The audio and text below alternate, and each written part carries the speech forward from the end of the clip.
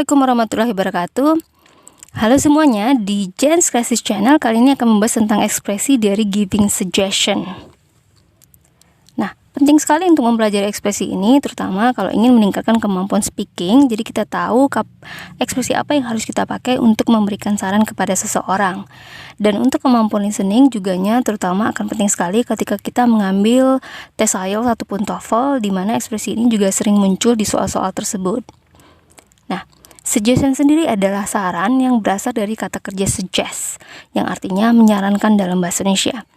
Nah, kemudian dia juga ada istilahnya adalah advice, tapi bukan istilah sebenarnya. Kalau dalam bahasa Indonesia ini advice ini bisa kita artikan menasehati.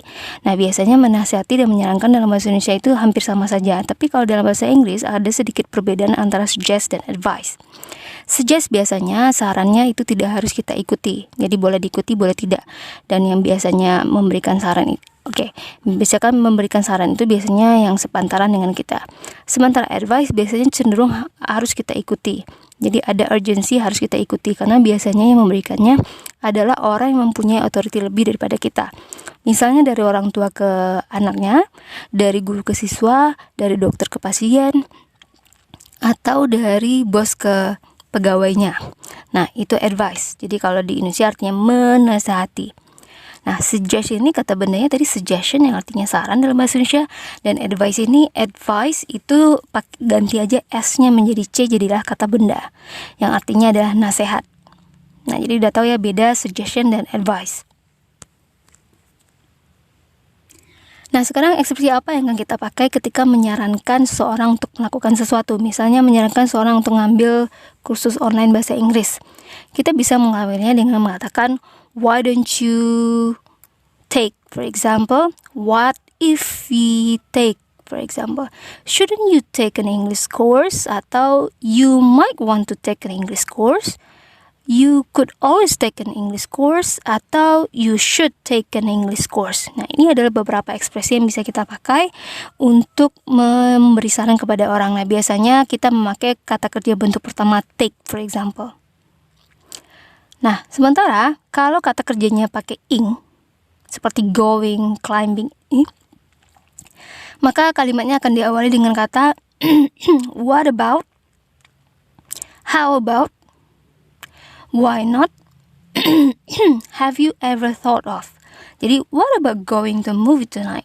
Why not climbing for a new hobby? Nah, jadi kalau pakai ini di awal kalimat, maka kata kerjanya memakai bentuk ing. Selain dari itu, kita juga bisa memakai if clause untuk memberikan saran kepada seseorang. Contohnya, if I were you, I would not refuse the offer. Jika saya jadi kamu tuh, jadi selain if I were juga ada if I were in your shoes. Jika saya jadi kamu, saya tidak akan menolak tawaran itu. Nah, sekarang bagaimana kita tahu kalau orang itu menolak ataupun menerima saran kita, atau bagaimana caranya ekspresi apa yang kita pakai kalau kita menerima atau menolak saran dari seseorang? Maka kalau kita menerima ataupun orang itu menerima, mereka akan mengatakan why not, atau good idea, atau that's an idea, atau by all means, tentu saja itu maknanya ya.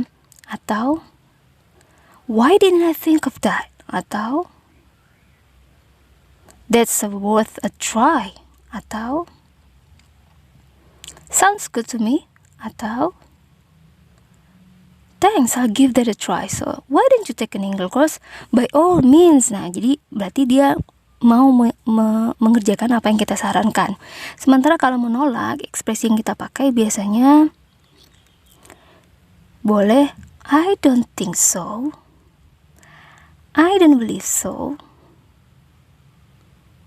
can I take a rain check? Ini maksudnya bisa saya pikir lagi, I already thought of that. Saya sudah mikirin itu, tapi saya nggak mau jadi secara halus dia menolak. Enggak, karena saya sudah mikirin itu, tapi saya nggak suka dengan idenya. Kemudian I don't think that will work, katanya. Nah, ini adalah beberapa ekspresi yang kita pakai ketika menolak saran seseorang. Nah, semoga bisa dipahami ya. Satu lagi ada nih.